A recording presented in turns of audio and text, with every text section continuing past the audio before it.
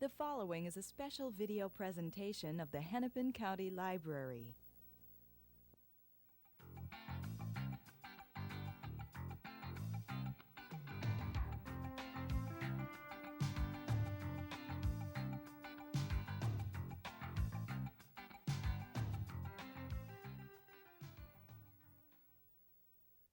Hi, welcome to a discussion with Aaron Elkins. I'm Eileen Cavanaugh from the Hennepin County Library, and our guest today is Aaron Elkins, who is author of the Skeleton Detective Mysteries. And fans will be delighted to know that there's a new one out called Make No Bones. Welcome, Aaron. Thanks for having me, Eileen. Pleased to have you Thank today. You've had many careers as a personnel analysis and management consultant. You've been a boxer even, and lecturer, and now you're a writer. But mainly you were an anthropologist. How did you develop expertise in so many fields? Well, the boxing fans who saw me would not say that I had developed a lot of expertise in that particular field. Actually, I laugh when I hear you say career, because when I hear the word career, I think of it as being pointed in some direction and moving on. I think of those careers as odd job careers. I just did them for a while, then moved to something else. And boxing wasn't pointed in any direction. No. Well, I got knocked out 3 times, and I thought, well, maybe I should look for something. Actually, I supported myself through graduate school doing that. But throughout, there's been the thread of anthropology. I'd always go back to teaching. That's what my degrees are in. And then finally, 10 years ago, found what I seem to have been made for, writing. So this answers my next question, what made you move into the writing field and stay there, it seems? Well, actually, I had gone off to teach in Europe for 2 years and left the teaching job I had behind me. I was teaching at the University of Maryland and teaching at various U.S. military bases. I had no job to come back to. I can remember, this is one of those times when my life turned around, and I can give you the exact date and the exact place and the exact time it happened, when my wife said, well, here I was kind of desperate about not having a job. And she said, well, you're pretty good at writing. Why don't you try a thriller? I hear they go over pretty well these days. She didn't know any more about it than I did. And I remember, here I'd been teaching evolutionary anthropology on bases. And I remember saying, well, what am I supposed to write a thriller about? She said, I hear you're supposed to write about what you know. And so I said, or at least I thought, yeah, I'm going to write a thriller about Pleistocene hominid phylogeny. That'll really be a winner. And she said, well, make some things up. Use your travel journals. And so I did. And my first book, which came out in '82, it's called Fellowship of Fear, is about a professor traveling from base to base for an American university, teaching evolutionary psychology. And I just made up a couple of murders and off and running. So the murders weren't part of your experience? No, I did make those up. This is fiction we're talking about. One can't help but notice that Gideon Oliver's background is very similar to yours. Is Gideon you in print? I don't think so. He's much wittier. He's smarter, and I say that without affectation. Yeah, sure. I know I write this stuff, but writing's different than being. When Gideon can be funny, just like that, I may have sat there 2 hours thinking up the remark, or it may be a remark he makes on page 17 that I finally thought of when I was up to page 280 and went back and did it. And so he also knows more things than I know, because I go to the books and he doesn't. But my wife thinks in fact, I have 2 series. I have a series about a Baroque art curator. I shoot for the macho crowd, you can see that. And my wife likes those better, likes my other character better, which most people don't. And because she says the Gideon Oliver books are boring. They're like living with me. She knows what he's going to say before she reads it, because it's what I would say. But that Chris is more off the wall and more entertaining. So I guess I'm a little bit like him. Interesting. When you wrote Fellowship of Fear, which was in 1982, which concerned the army bases and NATO and the spy thriller and that sort of thing, did you ever think that in less than 10 years the whole concept would be out of date? The spy. Well, no, I would never have imagined that. And I didn't know if it was a spy thriller or a mystery. I had hardly read Except for Sherlock Holmes, I don't think I'd read 2 mysteries. So, and I could never have been a spy writer, but I did get involved with spies then, and I wasn't happy with it. It just didn't feel like my kind of thing. So I'm glad it's out of date, and I'm glad I'm not writing it. When you said you got involved with spies, you mean in reality or No, as you made them up? No, yeah, but it just wasn't, it just takes, I think, a different mentality and a different interest. I guess I never found them really interesting. I find the murder mystery puzzle a much more interesting thing. It was only about in my 3rd book, I think, definitely my 3rd book, that I realized I came to understand what a whodunit was and how it works and how you set it up. And I've been writing what I think of as classical or traditional whodunits ever since. You said that when you first started writing, you never believed you could ever sell a book. No. How did it feel when the publisher accepted that book? That is, the 2 great days in a writer's life are when that letter comes and when you hold the book in your hand the first time. My wife would add another one. She'd say when the first check comes. I didn't think of that, but that it's wonderful. When you get that acceptance and the publisher says, well, now, you know, you're a first-time writer, so we can only offer you such and such an advance. Well, no reason not to know why not. I got a $2,000 advance in 1982, which was pretty typical for a first mystery, and is not so atypical now. It's up at maybe double that or a little more for those aspiring mystery writers that are waiting to in the audience. Yeah, yes. Don't quit your job when you get your first sale. And she said, well, we can only offer you $2,000, and I almost said, you mean you're going to pay me for this? It was wonderful. In advance yet? Yeah, in advance. Before you've seen the whole thing. Well, not really, because I'd written the book. I mean, you advance had for completed them. it.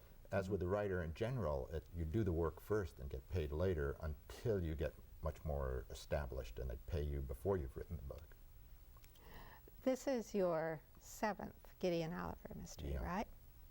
Is it much easier to sell them now than when you wrote Fellowship of Fear? It's much easier to sell them So you now. just send them a chapter and let No, them no, know you- I don't send a chapter anymore. They simply say, we would like the next 2 Gideon Oliver novels. Wonderful. Yeah, it's nice. Wonderful. And then Scribner's gets the others. But you know, I'll tell you, Gideon Oliver, I mean, it's much easier to sell Gideon Oliver than it is to sell me. I mean, I write for my other publishing company as Aaron Elkins. Well, I write for them both as Aaron Elkins. But my other publishing company gives me a contract for 2 books by Aaron Elkins, whatever they are. I don't get as much for those. I've created somebody who's more popular than I am. You know, frequently I'll get introduced, people will get confused, and I'll get nervous, and I'll get introduced at a podium as Gideon Oliver, and I have to kind of set that straight. No, I'm Dr. Frankenstein, I'm not Gideon Oliver. So that's kind of a Jungian situation where your writing is more true to life than life. I guess. You have answered my next question about Mysterious Press publishing all your books. You actually have a publisher for another series, a Chris Norgren That's right. series. Scribner's publishes those. And actually, I like Chris Norgren a lot, too, Oh, and I good. discovered Chris Norgren quite by serendipity in the library shelves, and it took me a while to realize that you were the author of both of them.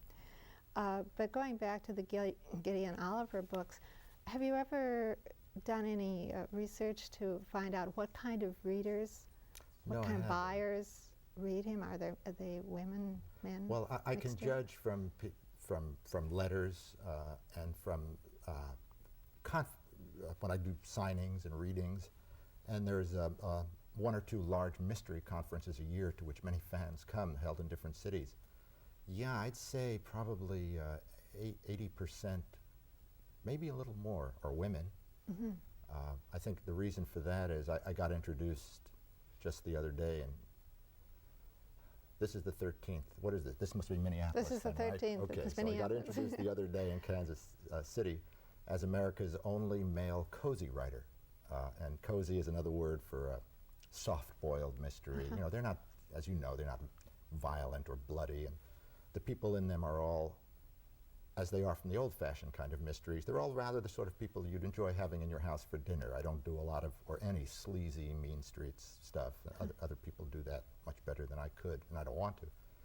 And I think that's why I have so many women fans. I also have, and I'm really delighted, a lot of professionals, a lot of academics, MDs, scientists, and that delights me because there's a lot of technical stuff in the books, and I try to make it easy for the readers, and to know that people in the fields themselves like it is something I really like to hear.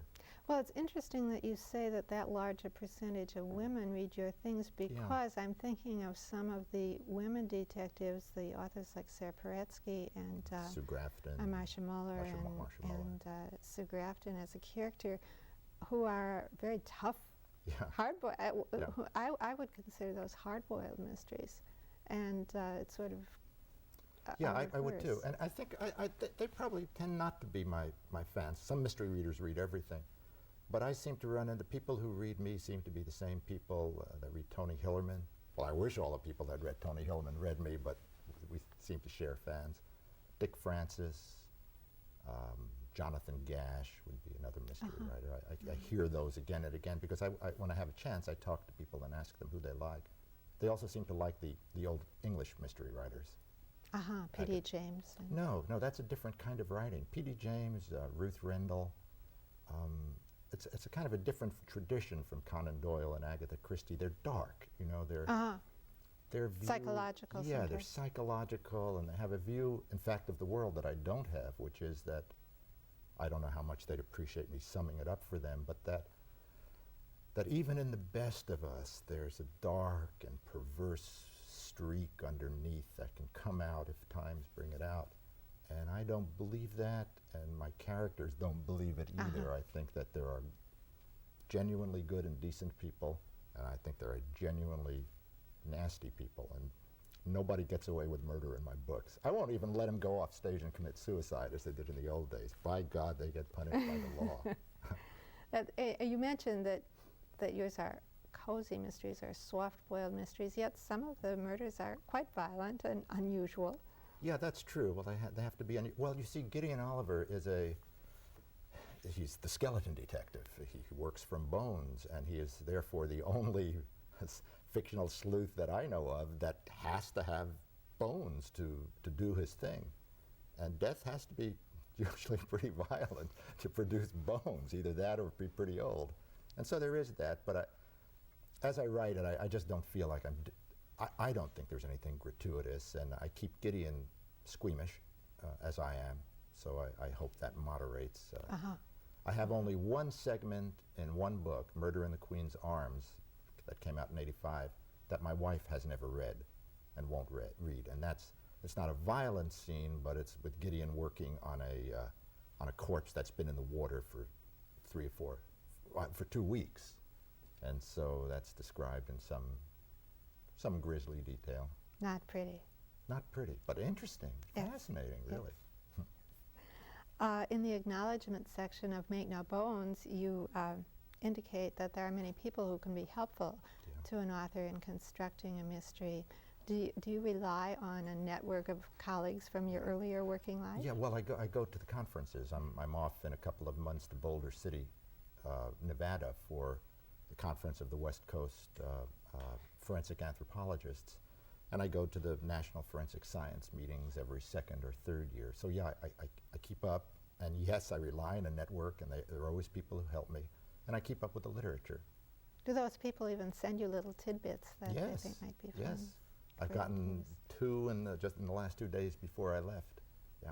So that actually, as a matter of fact, there's nothing that Gideon Oliver has ever done in a book that isn't based in very large part, just about based on some feat of identification or cause of death identification that some forensic anthropologist, once in a while, it's a case that I've worked on. Mostly it's cases that I've heard about from others. They're all real. Wonderful. He's right all the time, or just about all the time, more than any real one. But what he does is but then he's the greatest one there is. That's where the fiction comes in, as being right all the time.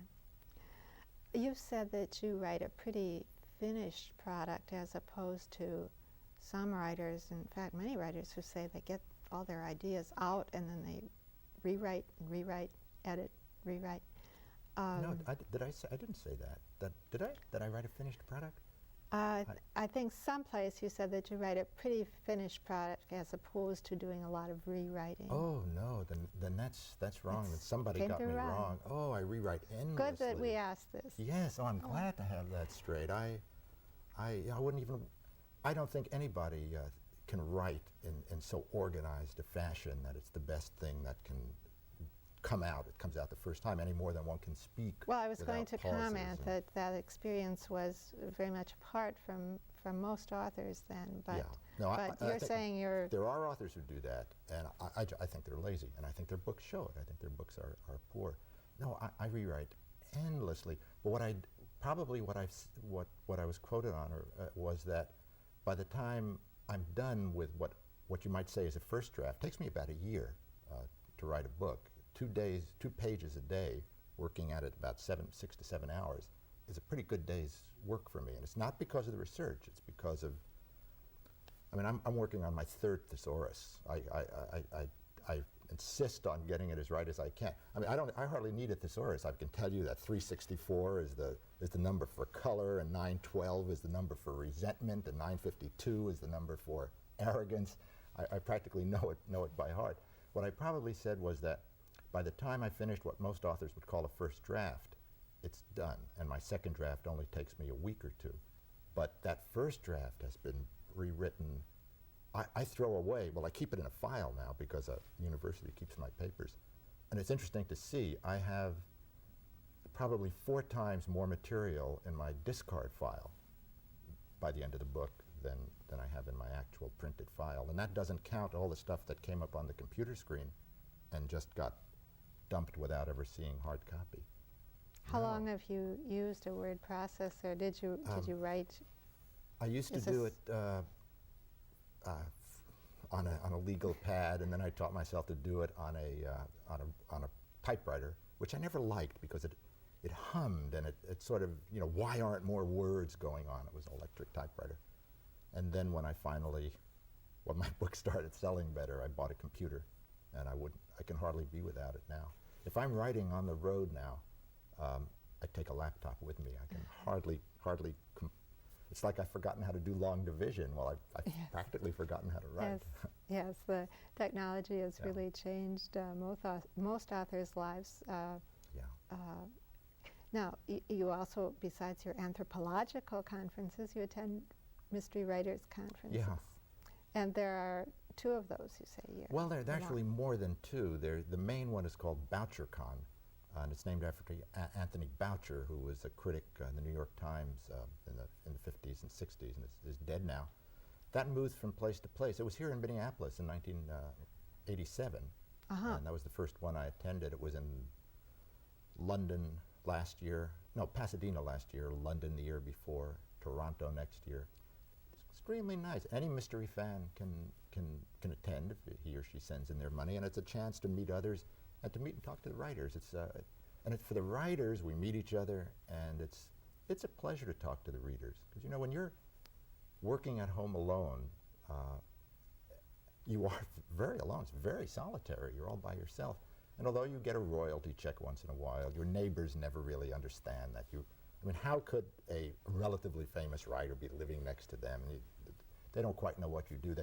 If I say I'm a writer, and then they say, well, what do you write? And I say, I write mysteries. They say strange things like, could I buy your book in stores? You know, well, no, I keep them in my garage, you know, and you come in and so getting out and actually meeting people who have read the books is a real tonic.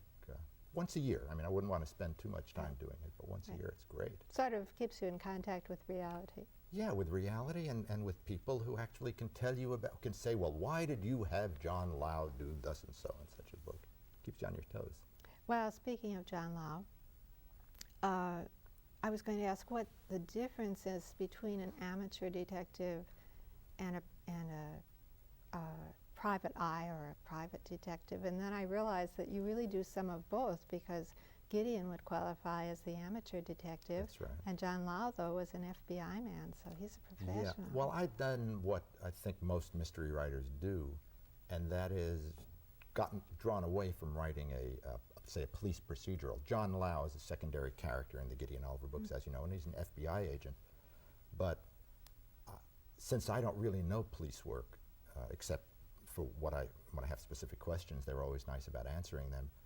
I wanted to have an amateur as the center, as most mystery writers decide too, because then if he makes a mistake, well, he doesn't know police work.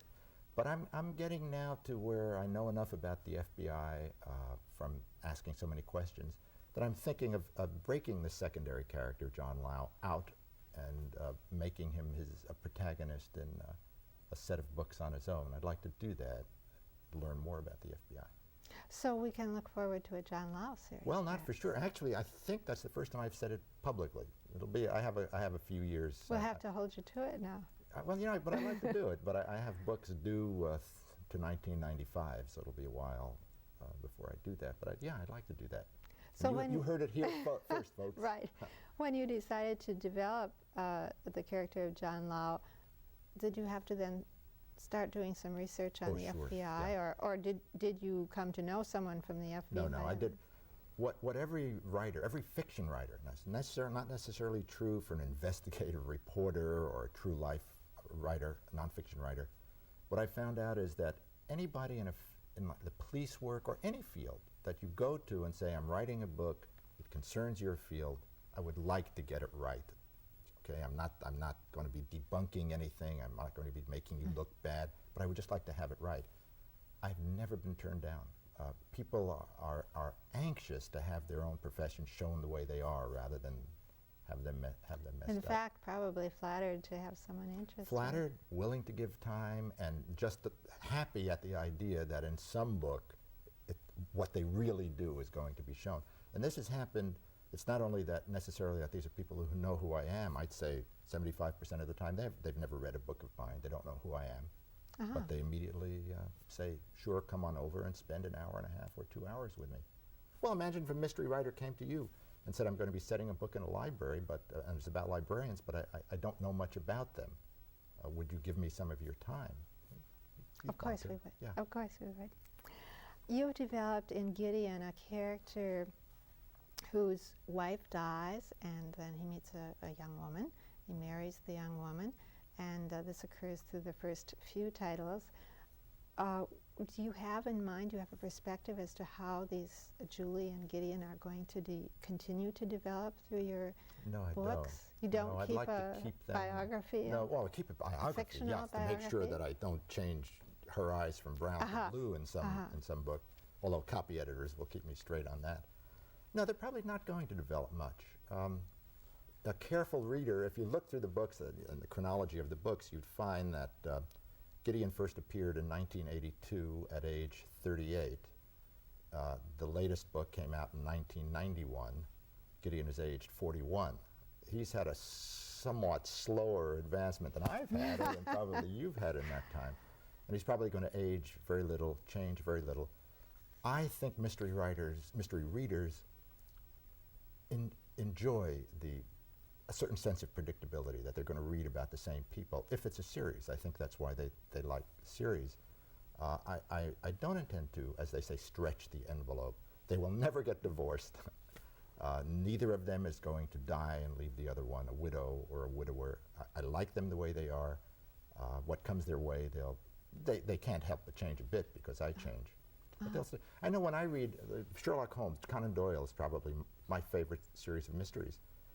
And I like them. I like them to all begin the same way. I don't, when in one of the stories Sherlock Holmes tells his own story, I don't like that. That's not right. I don't like it when Sherlock Holmes retires and becomes a beekeeper. I want every story to begin with Watson in bed and Holmes leaning over him saying, "Come, Watson, the game's afoot." And, then they are off to the road.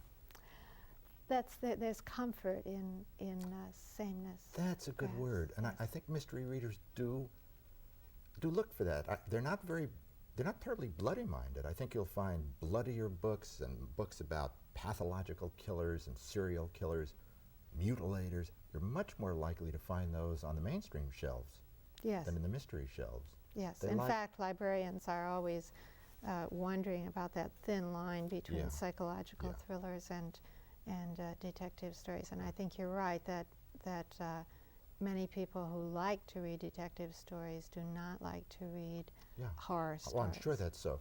And they read the books for comfort is a good word, for the sense of order, for a book that has a beginning and a middle and an end, and a resolution where there may not be happy endings, but it's pretty much where everybody gets pretty much what they deserve. Actions have consequences.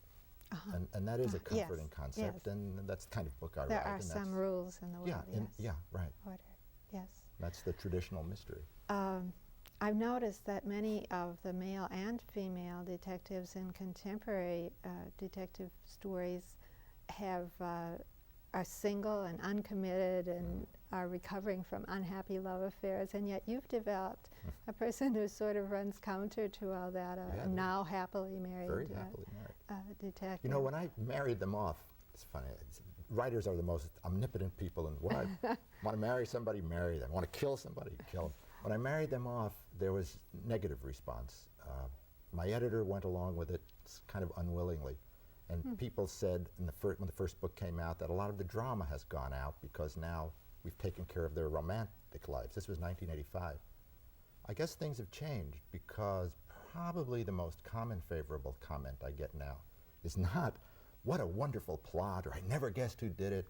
What I get is someone coming up to me, and it's not always a woman either. We were saying most of my fans are women, who says, I just want to tell you that it's so nice to read a book about a normal couple who support each other, who are friendly, who like each other. It's so nice in this world. So it's very, it seems to me like a difference in public perception. You may have hit upon a longing in the I population. think so. There's another advantage for a writer like me who's embarrassed to write about sex, which I did in my first two books a little bit, because I thought you had to be published. Well, if you marry them, nobody wants to read about sex between married people, so I don't have to write about it anymore. One of the funniest parts of Make No Bones is the professor whose specialty is coprolite analysis. And in 30 seconds, tell us, is there really such a specialty? There is such a specialty as coprolite analysis, and it's the analysis of excrement, of feces, mostly of vanished species. And the purposes are, I mean, after all, if you could really find out what dinosaurs ate, you know, or never mind dinosaurs, early man. Did he eat vegetable matter? Did he eat, and you can determine that from fossilized excrement. There is such a field. The person I know who's in it is every bit as enthusiastic about it as the character in the book. Wonderful to have you. I wanted to talk about Chris Norgren in your other series, but we've run out of time. Fine. Thanks but very thank much, you for Eileen. being with us. Thank you. Hope we'll hear some more from Gideon Oh, Oliver. you can count on it. Thank you.